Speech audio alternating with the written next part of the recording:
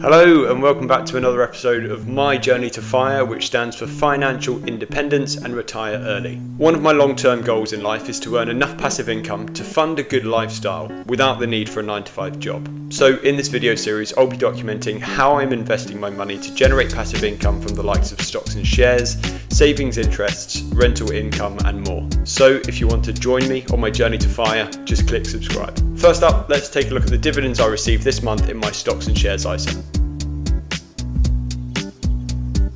So to start off, this month I received a dividend of £52.08 from Haleon. Haleon is a consumer healthcare company that was born out of the pharmaceutical giant GSK about 2 years ago. I actually sold all of my Haleon shares last month, but because I sold them after the ex-dividend date, it meant that I was still eligible to receive the dividend. When Haleon first went public about 2 years ago, the share price rocketed up about 10%. But since then, nothing's really changed, which is why I've decided to sell. I'm gradually selling off a lot of my individual stocks and shares and reinvesting that money into ETFs and funds instead. If you're interested in knowing why I'm doing this, I made a video on it which you can go and check out. I also received a dividend of £77.13 from Lloyds Bank, who pay a generous dividend of 5.04%. Phoenix Group, which is a British insurance company, also paid a dividend of £105. Out of my entire portfolio, Phoenix Group by far pay the largest dividends, which is currently sat at around 10.47%. The only problem with Phoenix Group is that the share price has been on a bit of a downward trend over the last 5 years. Lastly, Aviva, which is another insurance company with a generous dividend of 6.84%, paid me £136.25 this month. This brings my total dividends for May to £370.46 and my total dividends for this calendar year to £1,338.98. One of the ways that I like to track the progress of my passive income is by comparing my dividends to previous years. As you can see, my dividends have increased by an average of 39% per year when looking at dividends from January to May. So as you can imagine, I'm really happy with this progress. May was another fairly busy month when it came to buying and selling in my stocks and shares ISA.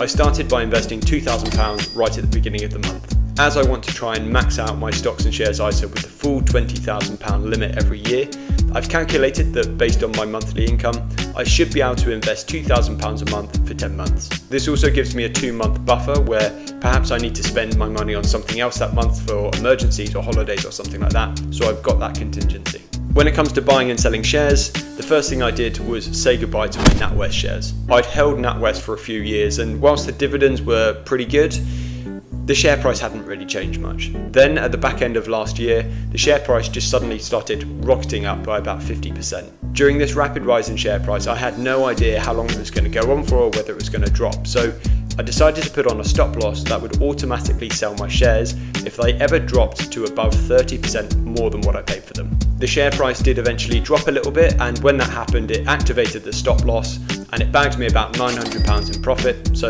I can't complain.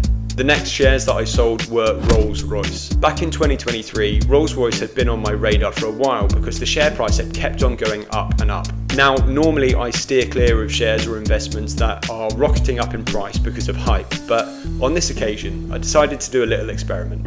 I thought to myself, what's the most amount of money that I'm willing to risk on a little bit of a fuck around, find out investment? I decided to invest £500 just to see what would happen. I was really happy to see that in a 4-month period, my investment had increased by 40%, at which point I decided to cash in my chips. Obviously, I only made about £200 or so, but it was a fun little experiment. But please bear in mind that I am not advocating investing something just because of the hype. So from the money that I invested myself, plus the dividends I received, and the money from selling my NatWest and Rolls-Royce shares, this left me with quite a bit of money to invest. I decided to top up my S&P 500 tracker with just over £3,000. My FTSE 100 tracker also got a top up of just over £1,000. I put another £1,000 into a semiconductor fund and another £1,000 into a defence tracker funds that I've been drip feeding my money into for a few months now. So currently my stocks and shares portfolio consists of the following companies and funds. This brings the current value of my stocks and shares portfolio to about £97,500, which is up about £1,500 from the previous month after you've accounted for the £2,000 that I invested myself. So not including the money that I invested this calendar year, the value of my stocks and shares portfolio has increased by £8,227 or 10.59% since January. Another thing that I wanted to point out is that in the last few days, my shares in National Grid absolutely fell off a cliff and dropped by about 12.5% in 2 to 3 days. Fortunately, because I have a good mixture of stocks, ETFs and funds from different markets and economies, it means that the overall value of my stocks and shares portfolio hasn't really been affected, and if anything it's only dropped by about £500 in value. This just goes to show the importance of diversifying your portfolio. In terms of property, I received another £1,077.60 from rental income this month, bringing my total rental income for this calendar year to £5,388. This money is after expenses but before tax, so unlike the money in my stocks and shares ISA, I will have to pay tax on this passive income. The rest of my money is kept in savings accounts. I have an instant access savings account with Zopa that currently pays me 4.54% per year. I also have a 1-year fixed savings account with Atom Bank which will pay me 6% when the money is released in July 2024.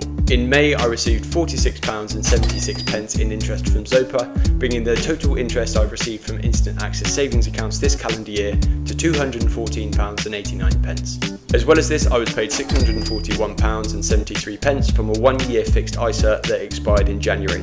This brings my total interest from savings accounts this calendar year to £856.62. Because all of this money is kept in regular savings accounts, it means that I'll also have to pay tax on the interest that I receive. However, if my money was in a cash ISA, I wouldn't actually have to pay any tax, but I intend to use all of my ISA allowance on my stocks and shares ISA.